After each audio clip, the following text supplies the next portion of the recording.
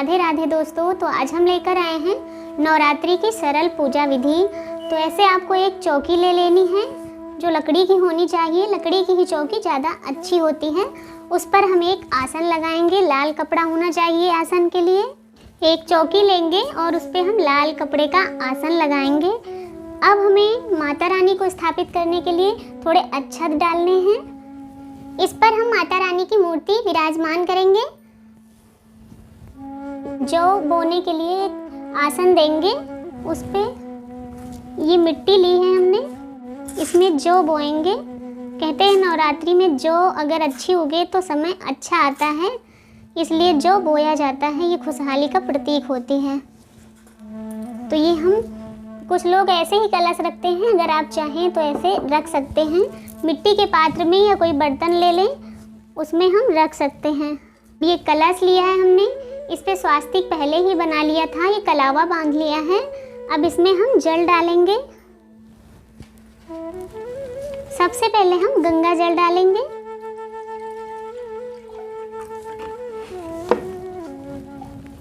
अब इसमें जल डालेंगे और एक सिक्का, लौंग, इलायची और कौड़ी और थोड़ी सी हल्दी, अगर आपके पास है तो इसमें सुपारी भी डाल सकते हैं। और थोड़े से अक्षत हम डालेंगे इसमें। अब इसे यहाँ स्थापित करेंगे। ये हमने आम के पत्ते लिए हैं, इस पर टीका पहले ही लगा लिया था। ये आप पहले लगा सकते हैं या बाद में लगाएं। इस पे हम टीका लगाएंगे।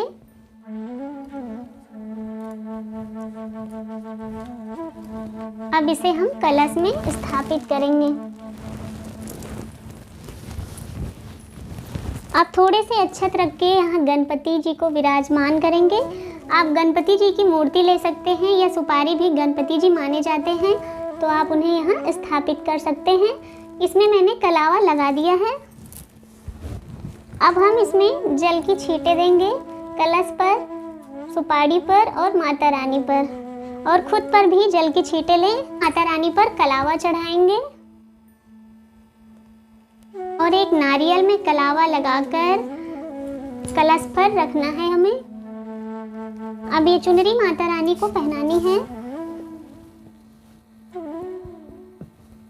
माता रानी के सामने एक दीप प्रज्वलित करेंगे। पुष्प है आपके पास तो आप चढ़ा सकते हैं। उसके बाद हमें ये प्रसाद अर्पित करना है माता रानी को, और ये पंच मेवा हम चढ़ाएंगे। कहते हैं माता रानी को इलायची और लौंग सबसे ज़्यादा प्रिय होता है, तो ये हम भोग के रूप में माता रानी को अर्पित करेंगे। फल चढ़ा रहे हैं। आपके पास जो भी ऋतु फल हैं आप चढ़ा सकते हैं।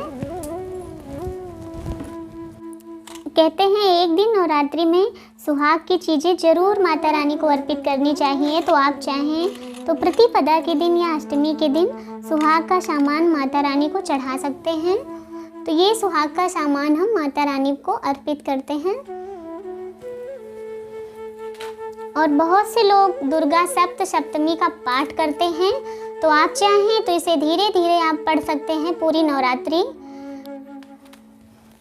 अब हम दक्षिणा चढ़ाएंगे।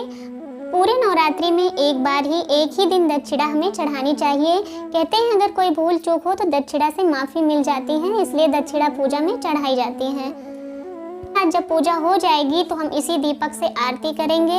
अगर आप अखंड दीपक जला रहे हैं तो उसे ना उठाएं, क्योंकि अखंड दीपक जब जलाया जाता है तो पूरी नवरात्रि समाप्त होने के बाद ही उठाया जाता है। तो हम इससे आरती कर लेंगे। जय अम्बे गौरी।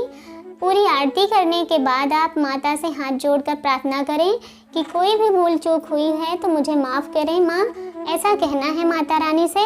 और चौकी लगाते वक्त ये भी प्रार्थना करनी है कि माता रानी मेरे घर में सुख समृद्धि दें और हमेशा निवास करें। ये माता रानी से प्रार्थना करनी है। अब उसके बाद ये जो भोग का सामान है आप इसे चाहें तो उठाकर घर में बांट सकते हैं। और अगले दिन जो ये मैंने जल रखा है उसे तुलसी पर हम चढ़ा सकते हैं। और ऐसे ही हमें लगातार 9 दिनों तक साधारण तरीके से माता रानी की पूजा करनी है। तो ये वीडियो आपको कैसी लगी? अगर अच्छी लगी है तो चैनल को लाइक करें, सब्सक्राइब करें और कमेंट में जय माता दी जरूर लिखें। मिलते हैं नेक्स्ट वीडियो में, तब तक के लिए राधे राधे।